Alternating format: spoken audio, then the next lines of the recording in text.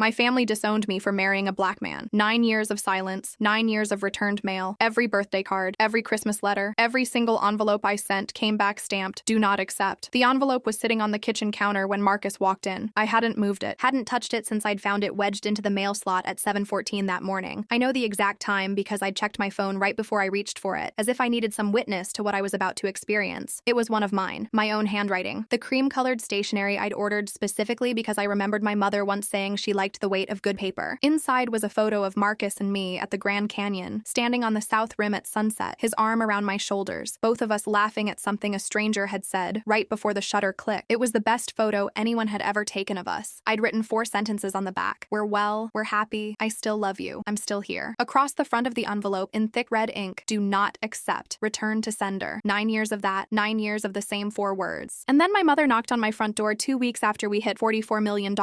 Like those 9 years were a check she'd simply forgotten to cash. I need to back up, because if you're going to understand what happened in that living room, what she put down on my coffee table, what Marcus read, what our attorney later called the most self-incriminating document I've seen in 30 years of family law, you need to understand what 9 years of silence actually feels like when you're living inside it. It doesn't feel like absence, not exactly. It feels like a presence that insists on reminding you it left. I grew up in a small city in the Midwest, the middle of 3 daughters, in a family that went to church twice on Sundays and kept their lawns edged. My father was a project manager for a regional construction firm. My mother taught piano lessons in our basement and ran the church auxiliary and made everything look effortless. From the outside, we were the kind of family that people described as solid. The kind of family where you didn't air anything, ever, because the appearance of unity was the actual product they were selling. I was the compliant one. My older sister Dana was beautiful and bold and had once told my mother at the dinner table that her green bean casserole tasted like sadness, and we all spent the next hour pretending that hadn't happened. My younger sister Bree was quiet and devout and never seemed to need anything. I was the middle child who learned early that the smoothest path through our family required constant low-grade self-erasure. I was good at it. I got good grades. I kept my opinions selective. I said yes, mom, and of course, and whatever you think is best so many times over 18 years that it became a kind of reflex. Then I went to graduate school in Chicago for a master's in nonprofit management, and something happened that I did not anticipate. I started to become myself, slowly, then all at once. I was 29 when I met Marcus Cole at a Saturday volunteer shift at a food bank on the north side. He was organizing the dry goods section with the focused energy of someone who'd invented a system and was testing it. I was sorting canned goods alphabetically because no one had told me not to. He noticed, came over, gently explained that the system was actually organized by expiration date, and then added completely deadpan, "But I respect the commitment to the alphabet." I laughed so hard I knocked over a stack of chickpea cans. We volunteered every Saturday for 6 weeks before he asked for my number. 4 months after that, he told me he loved me in the produce section of a Whole Foods while holding a butternut squash, and I said it back without thinking, which is how I knew I meant it. He was brilliant. He'd built a tech startup from a kitchen table and 3 years of brutal focus, a logistics optimization platform that he'd conceived at 25 and spent 4 years growing from an idea into something that actually worked. By the time we met, he was running a team of 22 people, navigating his first serious institutional investors, and working with a quiet, unsentimental ferocity that I found both exhausting to witness and deeply attractive. He read obsessively: history, philosophy, economics, anything long and dense. He had opinions about urban planning and maritime law and the structural failures of mid-century American housing policy. He was the kind of man who asked follow-up questions because he was actually listening, not because he was performing interest. The first time I had dinner with his family, his mother Elaine spent 3 hours asking me questions with the genuine curiosity of someone who was deciding whether she liked you on your own terms, not on the basis of who she'd expected you to be. I passed, apparently. She sent me home with 2 containers of food and her jerk chicken recipe written on an index card in blue ink, which I still have. He was also, and this is something I say plainly because he always said it plainly, a black man from Atlanta who had grown up watching his mother work 2 jobs and his father coach Little League, and who had never once in his adult life been inside a room where someone's assumptions hadn't found him first. He'd navigated that his entire career. He was accustomed to walking into spaces where he had to be better prepared, more precise, more patient than everyone else in the room just to be taken at the same value. He understood exactly what he represented to a family like mine, and he went into it clear-eyed and unhesitating. "They won't come around," he said to me the night before we drove down to see my parents. We were in our apartment, and he was making tea, and he said it the way he said most hard things, directly, without cruelty, without self-pity. "Not right away, maybe not ever. I need you to know that I know that, and I'm asking you to marry me anyway, because you're worth more to me than their approval." I knew he was right. I drove down anyway, hoping he was wrong. He knew what he was walking into when he met my family. I didn't know how bad it would actually be. We drove down to tell them together, a Saturday afternoon in early October. I'd called ahead. My mother had made sandwiches, which I took as a hopeful sign. We sat in the living room with the good furniture and the family family photos in matching frames, and I told them I was getting married. My mother looked at Marcus the way you look at something you're deciding whether to return. My father said nothing. He said nothing for the entire 2-hour visit, which was its own kind of verdict. My mother waited until Marcus stepped out to use the restroom. Then she looked at me and said quietly, like she was giving me a gift, "If you marry that man, you will not have a family anymore." I remember thinking, very clearly, she means it. I married Marcus 11 months later on a Friday evening in a restaurant in Lincoln Park, surrounded by 30 of our friends and Marcus's entire family, who drove up from Atlanta and danced until the venue turned the lights on. His mother, Elaine, held my face in both hands before the ceremony and said, "Baby, you are exactly who I prayed he'd find." I held it together until she said that. The next morning, I mailed my parents a wedding photo and a note that said, "I hope someday you'll understand. I love you. We're happy." It came back 6 days later. Do not accept. Return to sender. The first year of silence is the hardest. You bargain with it. You tell yourself it's temporary, that they need time, that grief works in strange ways, and this is a kind of grief. You check the mail with hope and find the same red stamp, and you train yourself, slowly, not to react. You learn to fold the envelope back into itself without looking at your own handwriting too long. I called my father's cell phone 12 times in the first 8 months. 3 times it rang through to voicemail. 9 times it went straight to nothing, which told me the number had been changed, or I'd been blocked, or both. His voicemail, when it still existed, had his voice saying his full name and asking you to leave a message in the business-like way he'd always had. And the first time I heard it after months of silence, I had to hang up before the beep because I couldn't speak. I called back later and left a message. My voice was steady. I'd practiced. He never returned it. I tried my sister Dana twice. The first time she answered, she said, "I can't do this. I'm sorry. I can't." And then she hung up. The second time, the call went straight to voicemail and I didn't leave a message. My younger sister Bree never answered. I found out years later through a mutual acquaintance that she'd told their church women's group that I had cut off my family, which was the version that had apparently survived and calcified in the absence of any actual information. By year 3, you've stopped bargaining. The silence has its own texture now. You know its shape. What I did not expect was how Marcus's family would fill the space. Not strategically, not as a replacement, just organically, generously, in the way that some people simply love. His sister Camille called me on my birthday every year starting the first year we were married and has not missed one since. His father James, a quiet and methodical man who had retired from 20 years in civil engineering, taught Marcus how to make his grandmother's macaroni and cheese recipe at a family gathering our second Christmas. And Marcus taught me, and now it's one of the things I make well. At some point, I stopped thinking of Marcus's family as his family and started thinking of them as ours, which is not a small thing. But the hole left by your own family of origin doesn't fill. It just gets smaller relative to everything around it. By year 5, something unexpected happens. You realize you've built a life so full that the silence has less room to occupy. Marcus and I had moved into a bigger apartment. His company was growing faster than anyone had predicted. I was directing programs at a mid-sized nonprofit and had started consulting on the side and was good at it, genuinely measurably good. We had friends who became family, Sunday dinners that lasted 4 hours, holidays that felt like celebrations instead of performances. I still sent cards, every birthday, every Christmas, sometimes just a note on a Tuesday, nothing special. I sent them because I needed to, not because I expected them back. It was less about hope and more about keeping the door cracked, technically, in my own conscience. Marcus didn't try to talk me out of it. He asked once, early on, if it was hurting me more than helping me. I thought about it honestly and said, probably. But stopping would feel like agreeing that they were right. He nodded, never brought it up again. He understood the difference between things that are sensible and things that are necessary. Every single card came back. 9 years, 43 envelopes. I kept count. I kept the envelopes too, which is something I didn't think about consciously until it mattered. Each one went into a banker's box I kept in the back of our storage unit. I'm not sure what I thought I was preserving. Evidence, maybe, or just a record of my own persistence. Something to prove to myself that I had not simply given up and walked away, that I had kept showing up, even when the door stayed closed. The year we hit 44 million, everything happened at once, and then very quietly. Marcus's company had grown into something that attracted serious acquisition interest, and after 18 months of negotiations and due diligence and lawyers and sleepless nights and more lawyers, we closed a deal in September. The number was not secret. These things file publicly, and the press covered it briefly in 2 tech trade publications and 1 regional business journal, a small paragraph in each. Not front-page news, not viral, but findable if you were running a search alert with the right parameters. Someone was running one. It would be another 6 weeks before I understood that. But I think, somewhere underneath my conscious thinking, I knew something was coming. The way the weather changes before it changes. Something in the air shifts first, and your body registers it before your brain does. I almost threw away the box of envelopes that October. We were reorganizing the storage unit to make room for some furniture, and I held the banker's box for a moment, and I considered it. 9 years of returned mail. I put it back on the shelf. I don't believe in premonitions, but I also don't believe in coincidences that tidy. Marcus was working from home the morning she knocked. He had a call at 10, so he was at the kitchen island with his laptop and a second cup of coffee when the knock came at 8:47 a.m. I heard it from the hallway. My body knew before before I did. I stood completely still for a moment, the kind of stillness that happens when your nervous system figures something out before your brain catches up. My chest went tight in a specific way, not fear exactly. Something older than fear. Muscle memory from childhood. You okay? Marcus looked up from his screen. I walked to the door. I opened it. My mother was standing on my front step. She was holding a thick manila folder pressed flat against her chest, both hands gripping it like she was keeping it from opening on its own. She was dressed carefully. A blazer, pressed slacks, low heels, the way she dressed when she was going somewhere she wanted to be taken seriously. Her hair was done. Her earrings matched. Behind her, 2 steps back, stood my cousin Raymond, and a woman I recognized distantly as my father's sister's daughter, Patrice, I think, though we'd met maybe 3 times in our lives. They weren't quite standing with her. They were positioned like people who'd agreed to show up but hadn't agreed to be responsible for whatever came next. My mother looked at me, then at the house. The front door was wide, and she could see the entryway, the console table, the art on the wall, the glimpse of open kitchen behind me where Marcus was now watching. She didn't say hello. She walked past me. No invitation, no hesitation, just forward, like she still had routing rights to any room I occupied. I turned and followed her into my own living room. She stopped in the center, set the folder on my coffee table with both hands, deliberately, like she was submitting a motion. Then she turned and stood with her hands clasped in front of her and said, "We're here to discuss what you owe this family." Marcus closed his laptop. He stood up slowly from the island. When Marcus is angry, he doesn't get loud. He gets very, very still. His voice drops a register. He said, "Excuse me?" My mother turned to him. Not warmly, not aggressively, with the specific kind of cool dismissal that communicates, "I have already categorized you, and this category does not speak. You don't get to speak." The room went completely quiet. Raymond and Patrice had followed us in and were now standing near the entryway, not quite committing to the room. Raymond was staring at the floor. Patrice had her arms crossed and her jaw set, performing participation without quite making eye contact with anyone. I looked at the folder. I did not touch it. "Open it," my mother said. I opened it. It took me a moment to understand what I was looking at. The first page had a header that said, "Family Contribution Documentation and Restitution Framework," typed, formatted, dated 6 weeks ago. Beneath that were sections, actual labeled sections with tabs. The first tab, Property and Educational Investment Ledger, an itemized list. Childhood home maintenance during my years of residency. My share of household utilities, 1983-2001. Piano lessons, subsidized. High school tuition at the private school I'd attended for 2 years before transferring to public. A field trip to Washington, D.C. in the 7th grade. Dental work. The second tab, Emotional and Relational Support Valuation. This one had narrative paragraphs and dollar amounts. Parental guidance. Emotional stability provided during adolescent development. Estimated value of social network access facilitated by family membership. The third tab, Legacy Contribution Expectations. This one referenced our recent financial windfall and the family's foundational role in the narrator's development as a person capable of achieving said success. Dollar totals appeared at the bottom of each section. Added together, they came to just over $1.3 million.